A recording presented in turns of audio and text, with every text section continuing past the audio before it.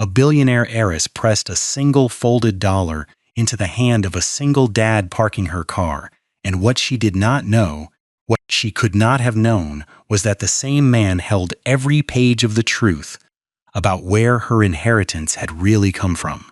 The Mercedes pulled into the valet lane at the Hartwell Club at 6 minutes past 7, and the woman who stepped out of it did not look at the man who opened her door. Caleb Okafor held the handle steady while she swung her heels onto the pavement, and he said nothing, because nothing was required of him.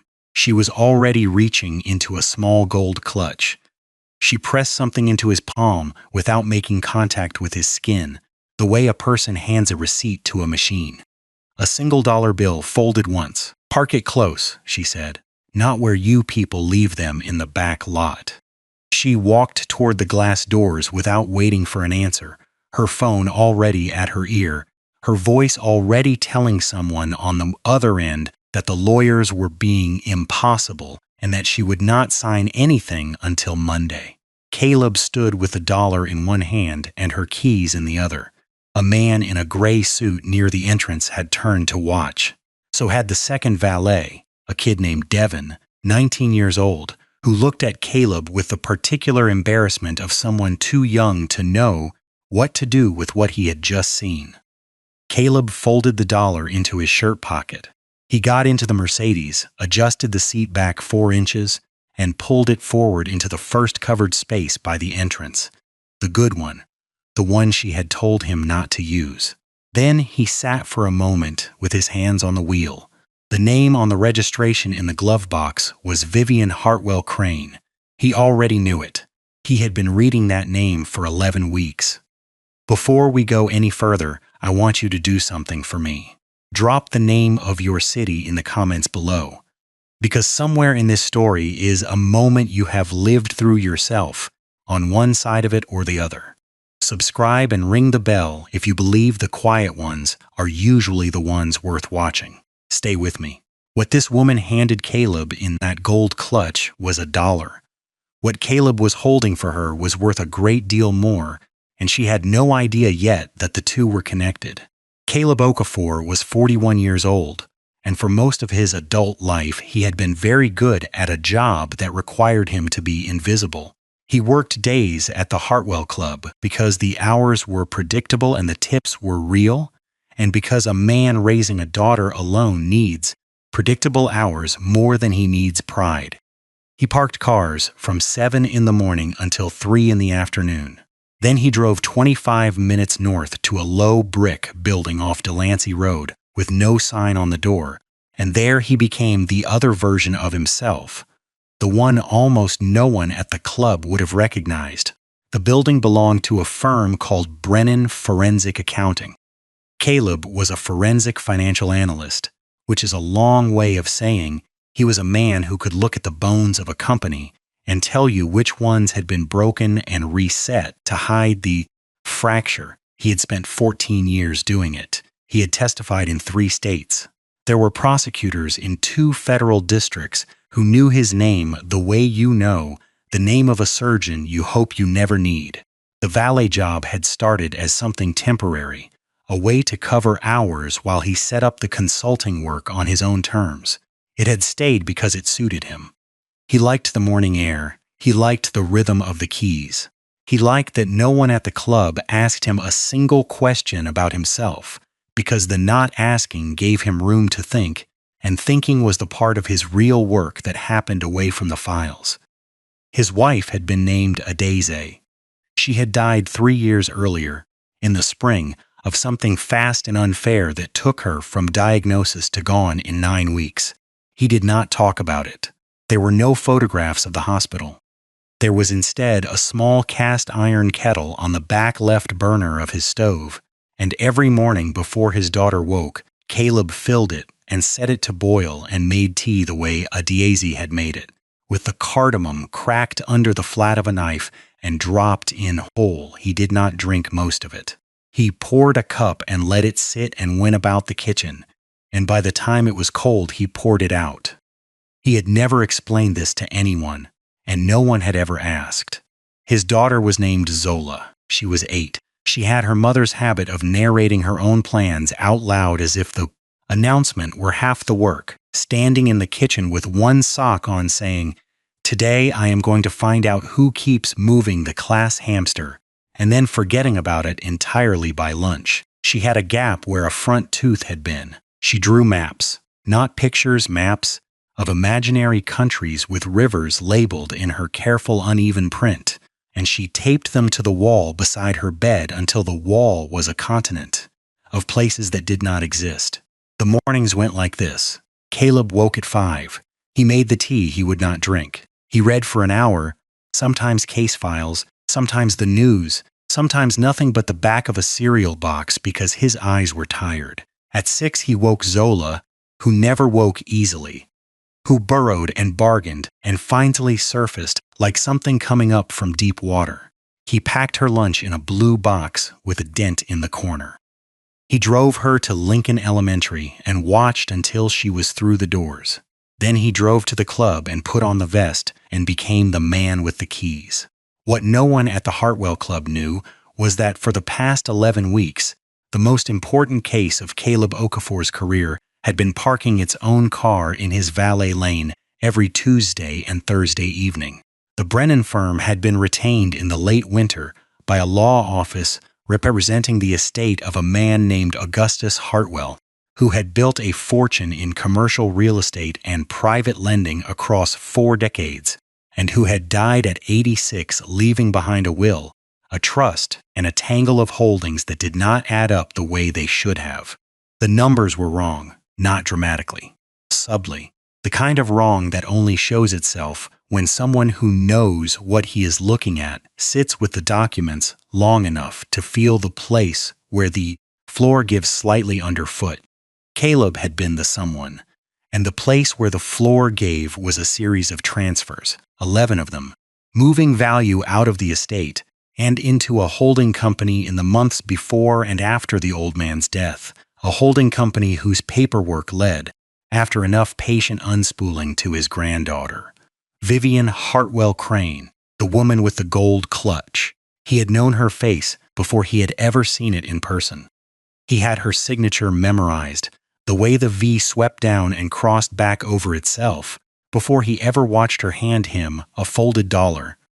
And the first Tuesday she had pulled into the valet lane, 11 weeks ago, and tossed him her keys without a glance, Caleb had stood very still behind the Mercedes and understood that the universe had a sense of humor he had never asked it to have. He had told one person.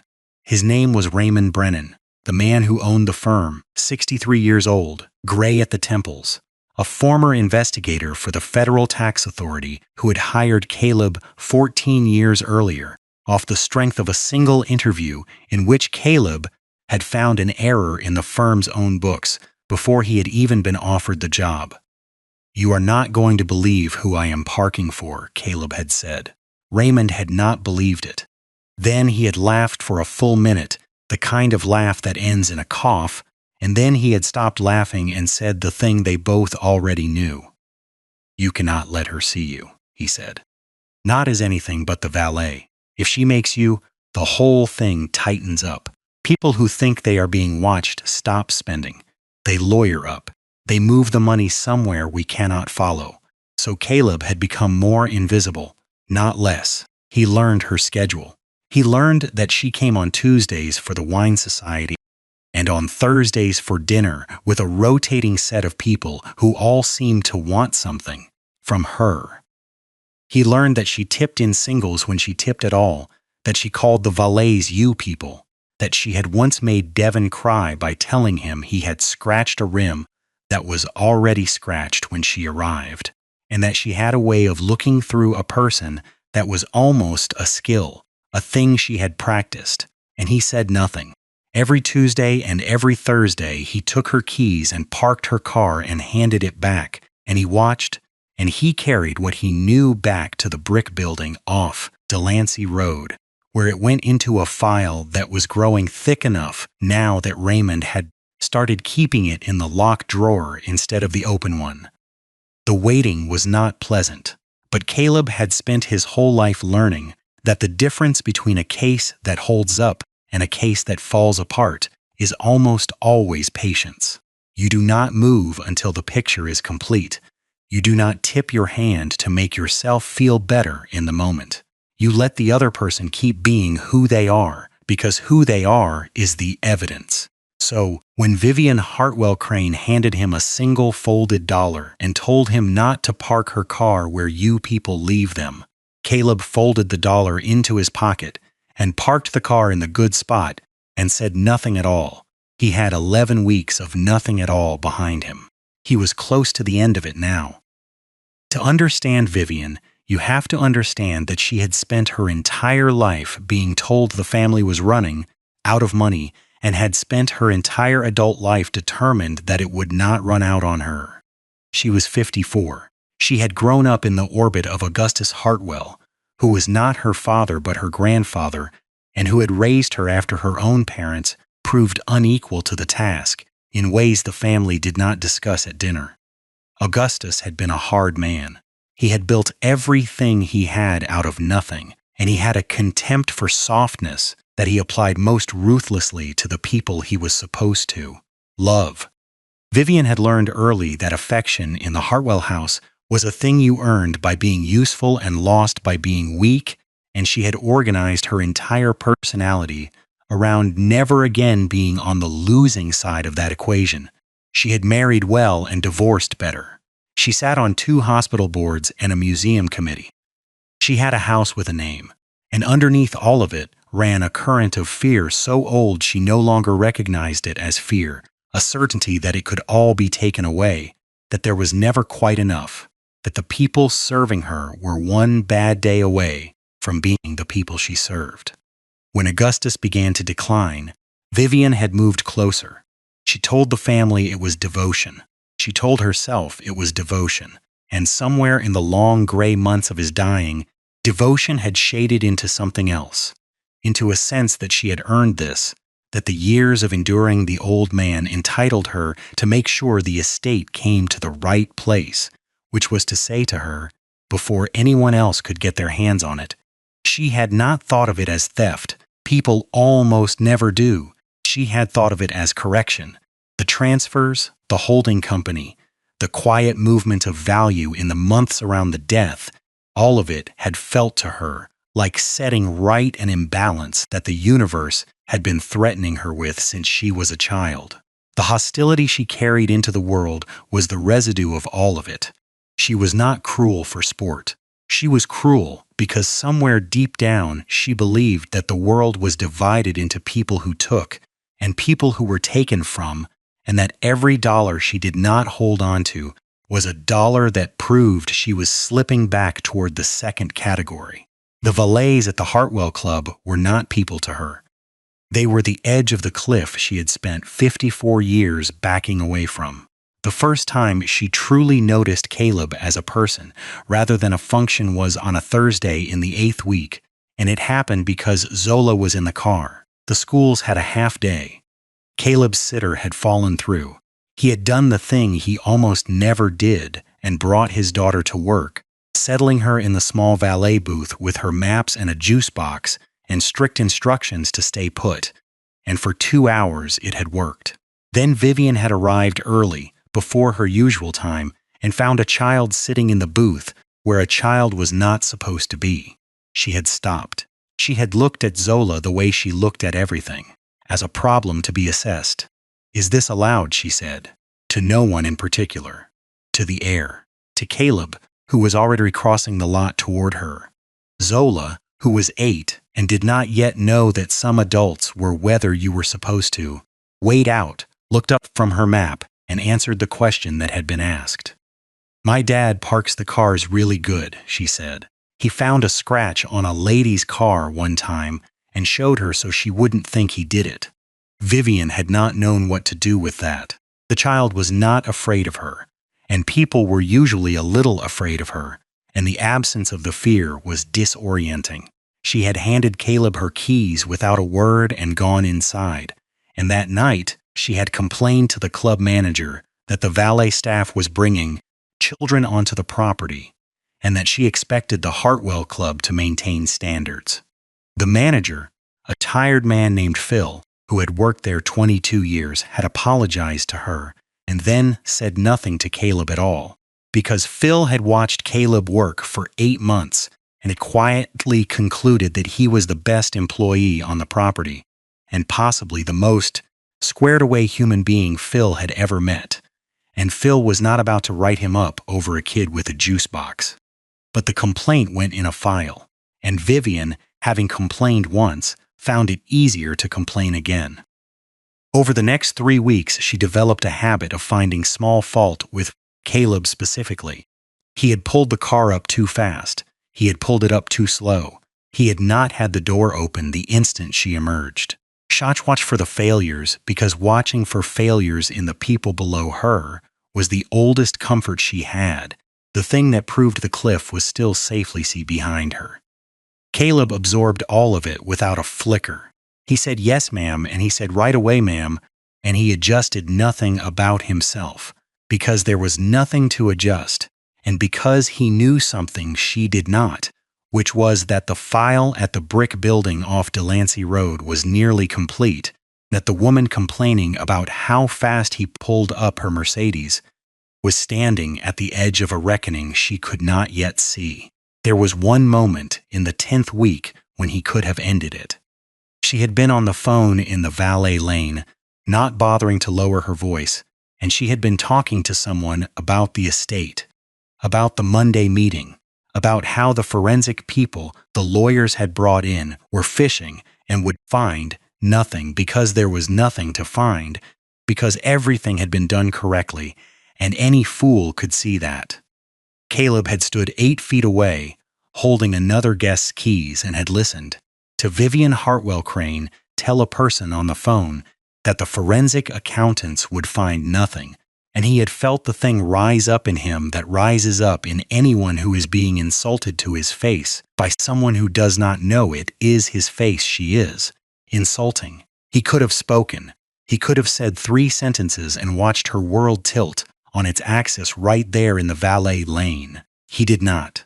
He took the keys he was holding and walked to the lot and parked a stranger's Audi and stood for a moment in the cool of the parking structure with his hand on the cold metal of the roof, and he breathed and he let it pass. Then he went back to work.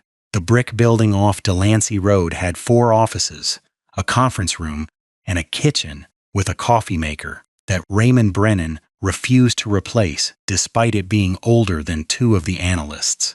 Caleb's desk was in the back, by the window that looked out on a parking lot and a stand of trees that the county had never gotten around to cutting down. The Hartwell file had a name. Raymond named all his cases, a habit from his government years, and he had named this one Cardinal after the bird that kept landing on the ledge during the first week they worked it.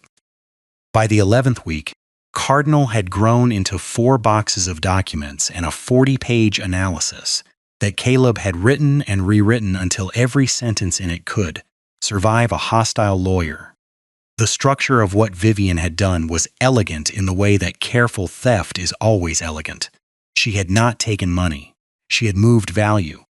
In the 18 months around Augustus Hartwell's death, she had arranged for a series of properties and notes to be sold from the estate to a holding company called Meridian Crossing at prices that were defensible on paper and indefensible in reality, each one a little below market, each one structured to look like the prudent liquidation of a dying man's assets.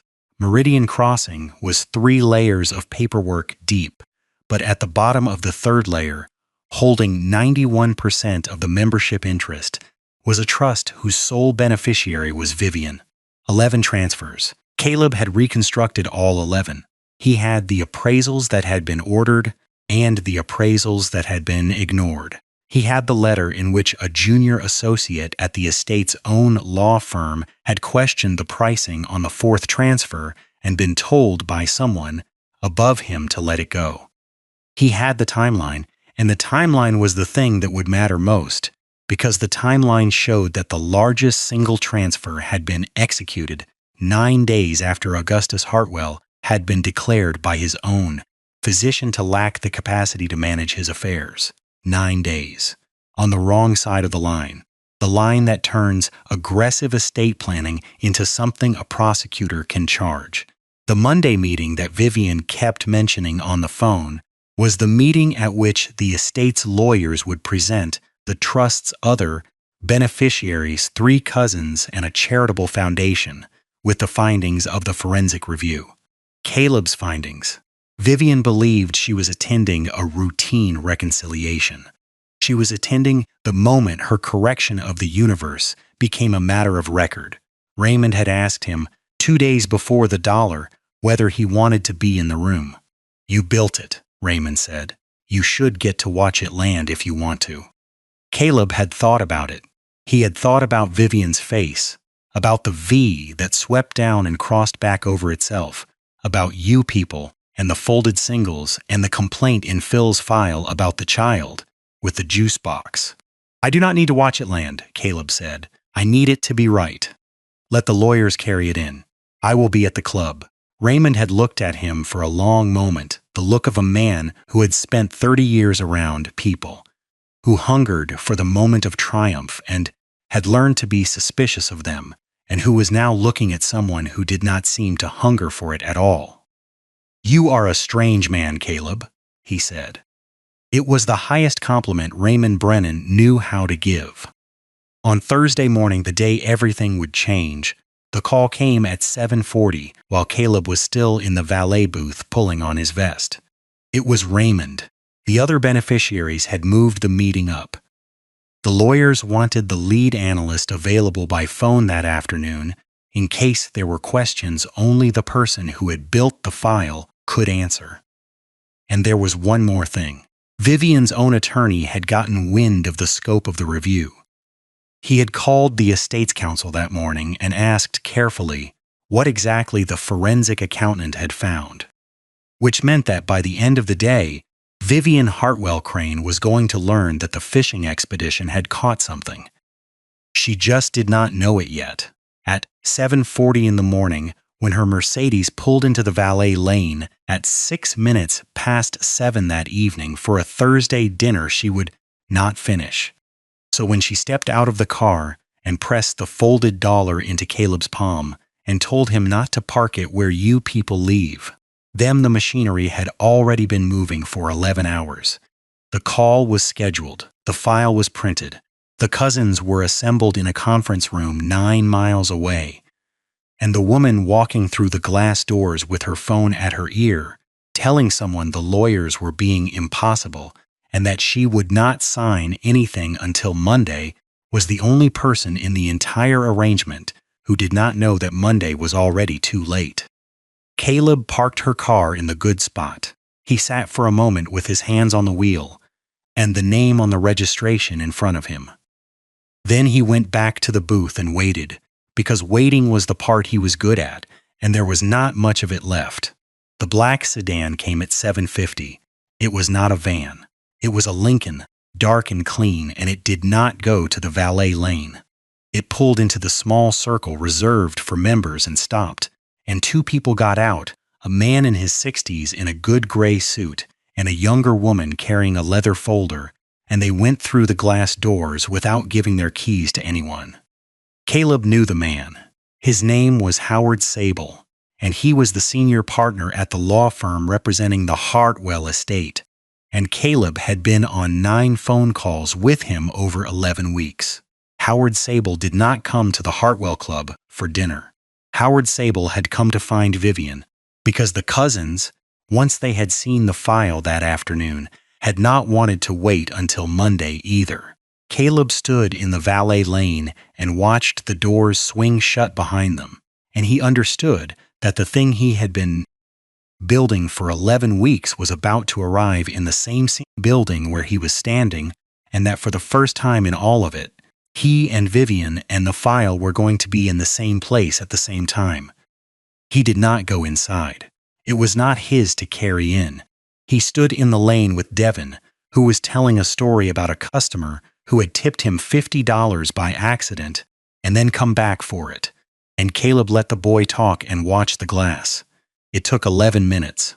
Then the doors opened, and Vivian Hartwell Crane came out, and she was not walking the way she had walked in. She had her clutch in one hand and her phone in the other, and she was moving fast and a little unevenly, and Howard Sable was behind her, not hurrying, saying something to her back in the low, even voice of a man who has delivered bad news many times and has learned that the calm is the only mercy available. She reached the valet lane. She stopped in front of Caleb. She held out her hand for the keys automatically, the gesture of a person whose body knows the routine, even when the rest of her has come loose from it. Caleb did not give her the keys yet. He looked at her, and for the first time in 11 weeks, he let her see that he was looking, that there was a person behind the vest who had been there all along, and he said the only thing he would say to her in the whole of it. "The Mercedes is in the covered spot," he said, "the good one." Behind him, Howard Sable had stopped walking. He was looking at Caleb the way you look at someone you have spoken to 9 times on the phone and are seeing in the flesh for the first time, the click of a voice connecting to a face. And Caleb watched the understanding move across Howard Sable's expression, and then he watched Howard Sable do the small, unforgivable, courteous thing that ended it. "Mr. Okafor," Howard said, "I did not expect to see you here." Vivian turned. She looked at Howard. She looked at Caleb. She looked at the vest and the name stitched over the pocket, the same name that had been at the top of all 40 pages, the analyst, the forensic accountant, the person the lawyers kept referring to, the one who had built the thing that had just walked into her dinner and taken it apart. Her hand was still out for the keys. It stayed out a second too long, and then it came back to her side, and her fingers closed around the strap of the gold clutch, the one she had reached into 11 weeks of evenings to pull out the folded singles, and they held on. She did not say anything. There was nothing in her practiced repertoire for this. The look she gave people, the one that went through them, would not work on the one person at the Hartwell Club who had been looking back the whole time. Devin had gone quiet. He did not understand what he was watching, but he understood that he was watching something, and he had the sense to step back toward the booth. Caleb took the Mercedes key from the board behind him and held it out to her, the way he had held it out 100 times. She took it. Their hands did not touch. They had never touched. She had made sure of that on the first night with the folded dollar, and she had kept making sure of it for 11 weeks, and now the not touching was the last thing left between them, and it held. She walked to the covered spot. She got into the car he had parked in the place she had told him not to use, and she sat there in the good spot for a long time before the engine started. She did not drive home right away. She drove 4 blocks and pulled into the empty lot behind a bank that had closed for the night, and she put the car in park, and she sat with both hands on the wheel in the position a person takes when the road has stopped being something they can manage. She thought about the dollar, not the one tonight. All of them. 11 weeks of Tuesdays and Thursdays, the folded singles pressed into a palm she had been careful never to touch, and the words she had used, the you people, the not where you leave them in the back lot. And she understood now that every one of those evenings the man taking her keys had known exactly who she was and exactly what she had done, and had said yes, ma'am, and had parked her car and had gone home to a child who drew maps. She thought about the child, the girl in the booth with the juice box. "My dad parks the cars really good. He found a scratch on a lady's car one time and showed her so she wouldn't think he did it." She had complained about that child. She had called Phil and said the staff was bringing children onto the property and that she expected standards. She put her hand over her mouth in the dark of the car. She thought about Augustus and the 9 days and the line and the way she had told herself for 18 months that it was correction and not theft. And she found that the word correction had stopped working the way a key stops working in a lock that has been changed. And she sat there, turning it and feeling it not catch. She did not cry the way people cry in the stories they tell about being changed. She sat in a closed bank's empty lot, and she felt the floor she had spent 54 years backing away from arrive quietly under her, and she understood that she had not fallen off the cliff. She had been the cliff. She had been the thing other people had to back away from the whole time, and she had been so busy watching the edge that she had never once turned around to see what she was standing on. That was not forgiveness. Nothing had been forgiven. The file still existed. Monday was still coming, and now it was coming early. The cousins still had the 40 pages, and the 9 days were still on the wrong side of the line. But something had cracked, and through the crack came the smallest amount of light, which was the understanding that the man in the vest had been a whole person the entire time, and that she had decided he was not, and that the deciding had been a choice she made every single Tuesday and Thursday with a folded dollar and a turned shoulder. She started the car. She drove home. The house with the name was dark, and she did not turn on many lights. In the morning, Caleb made the tea he would not drink.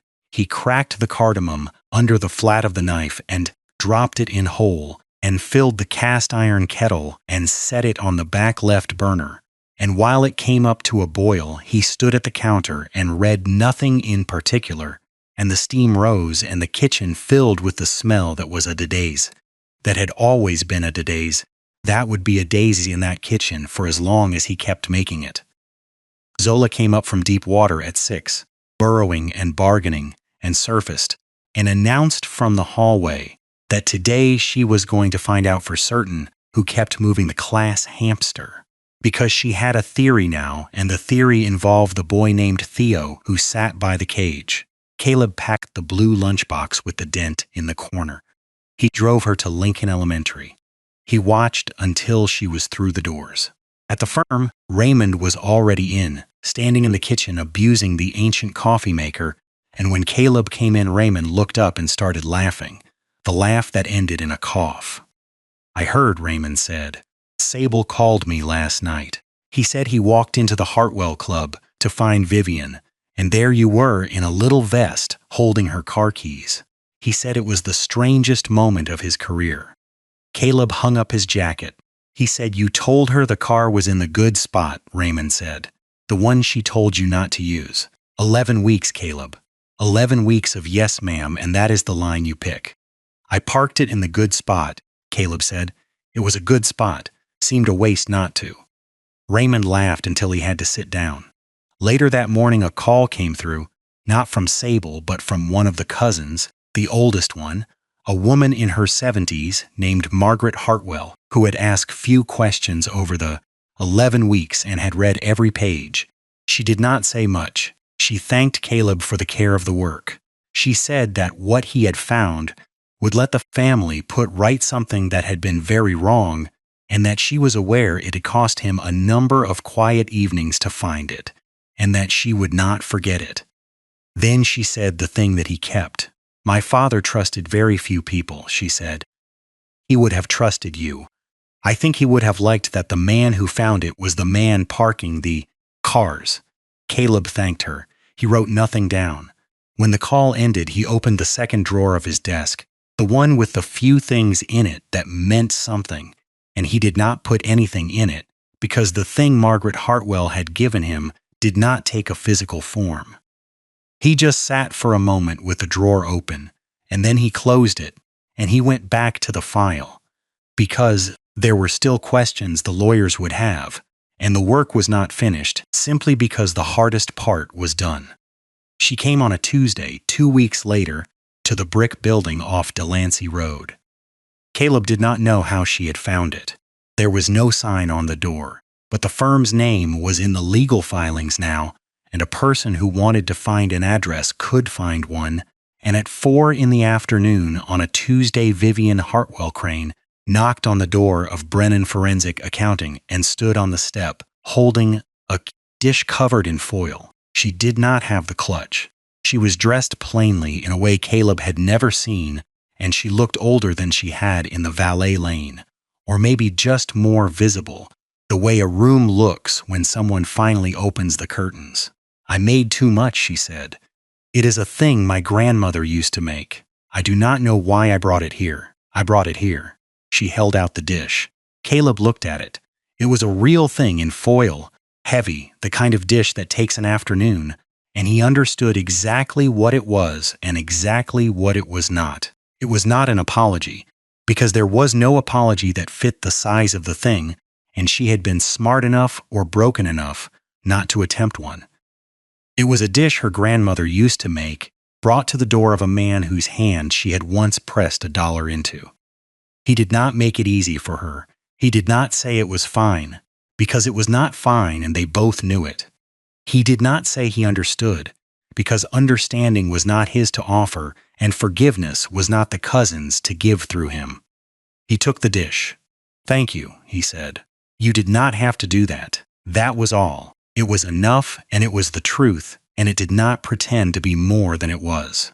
Zola was at the firm that afternoon, because the half-day schedule had struck again and the sitter had again fallen through, and she had been in the conference room drawing a map of a country with 3 rivers and a mountain range named after the family cat. She came to the door to see who was there because she was 8 and a knock was an event. She looked at Vivian. She remembered her the way children remember the weather that frightened them. "You're the lady with the scratch," Zola said. Vivian looked down at her. "I am," she said. "Did my dad find out who really did it?" Zola said. "The scratch. Was it already there?"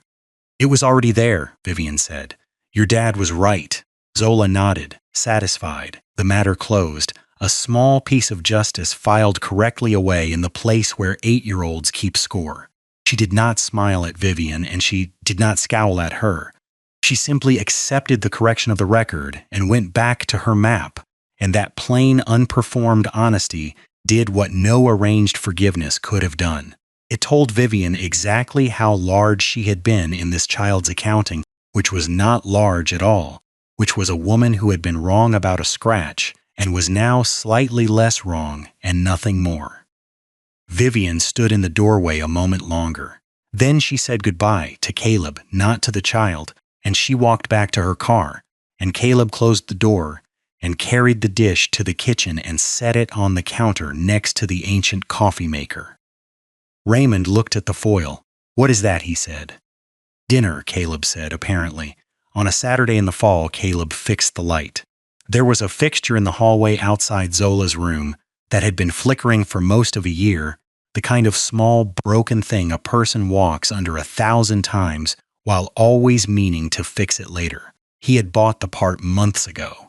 It had sat in the second drawer of the desk at home, the one with the things that meant something, and now also a light switch, and on a Saturday afternoon, with nothing pressing, he finally took it out and cut the power and stood on a chair and fixed it. When he flipped the breaker back, the hallway came on steady and clean, no flicker, and Zola looked up from the floor of her room where she was taping a new country to the wall and said, "You fixed it," in the tone of someone noting that the sun had come up, and went back to her map.